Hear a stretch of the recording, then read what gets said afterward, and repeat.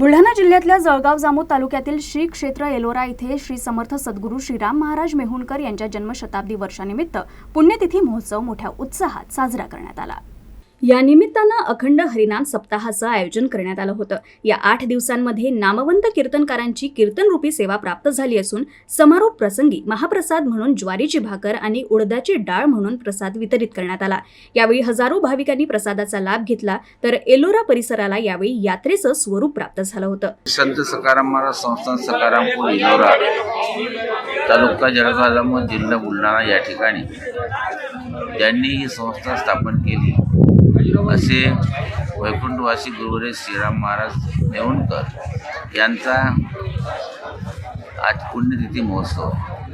या पुण्यतिथी महोत्सवात 8 दिवसपर्यंत काकडा, हरिपाठ,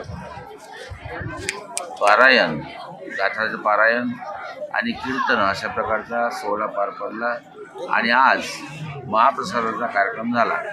जवळपास 10,000 लोकांनी हजेरी लावली।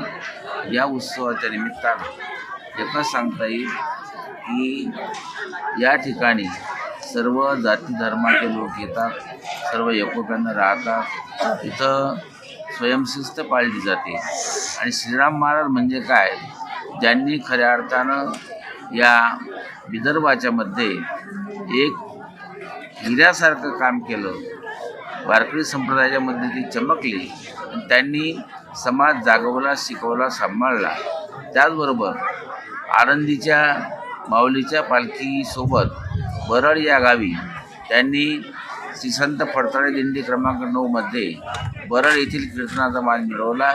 त्याचबरोबर ज्या तुकोबारायांनी संप्रदायाचा कळस केला, त्या तुकोबारायाच्या वैकुंठगमन मंदिराचा कळस आमचे गुरुवर्य श्रीराम महाराज मेहुणकर यांनी बसवला।